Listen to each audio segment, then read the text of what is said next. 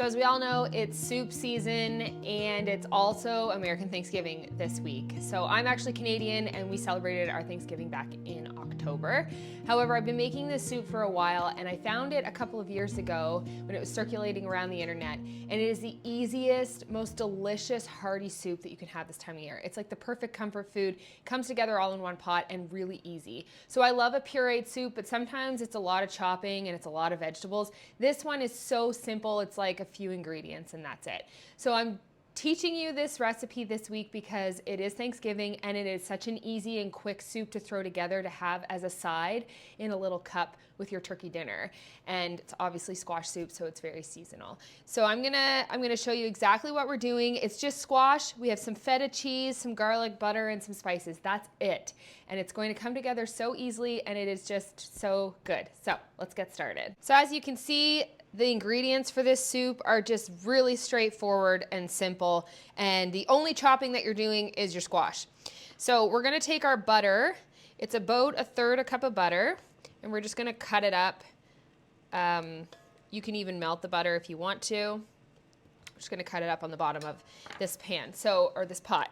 So this is actually the same pot that I use to bake my sourdough bread in. It is the 5-quart pot from Lodge Cast Iron, and you can use it both ways. So I actually flip it over and use it the other way when I'm baking my bread, but you can use it as a pot as well. And I like making this recipe in a big Dutch oven because you have to bake everything in the oven. So what we're gonna do is we are just going to put all of our squash into our pot.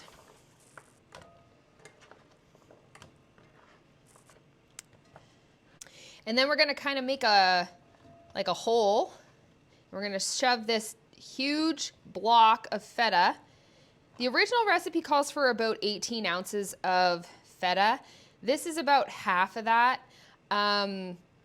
You can do the full 18 ounces, I've done it. I find it a little rich, but it's delicious, and especially for like a Thanksgiving dinner. So you can go up to double what I have here for feta.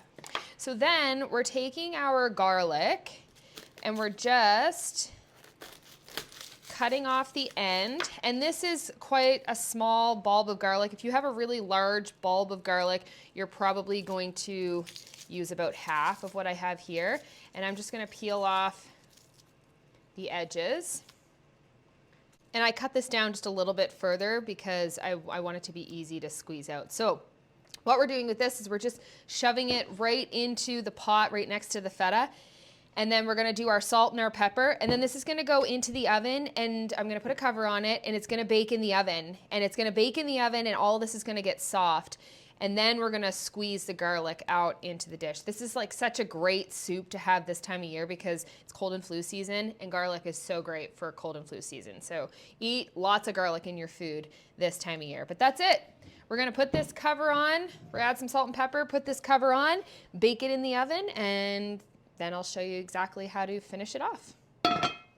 So what I usually like to do at this point, so we're taking out the garlic, and I just kind of set it on the side just to kind of cool off a little bit, but we're just basically squeezing this back in. It's a little bit hot, but it should squeeze right back in after we bake this at 400 for about 45 minutes. Okay. For this soup, the only thing we have in here now is salt and pepper.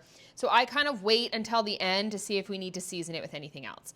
Okay, so we're going to take our 4 cups or 1 liter of chicken broth. I'm gonna pour that in. And then you can use honey, or I'm just using maple because I don't have any honey. We're just gonna do a couple tablespoons of a sweetener. You can also use sugar if that's all you have. And then we're gonna blitz this all together. And that's it. So it's just that easy. So.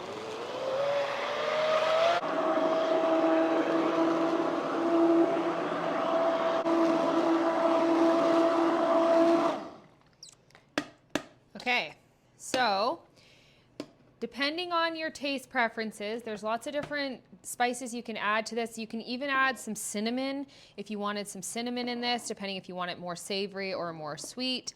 I typically will just add more salt and pepper. You can also put some turmeric in this if you want it to be like a little bit healthier for cold and flu season. You can actually even cook ginger into this, although my family doesn't really love ginger in soups. You can cook some ginger into this as well, and that's a really nice flavor with it. So this is the consistency that you're looking for, and it's very hearty and delicious.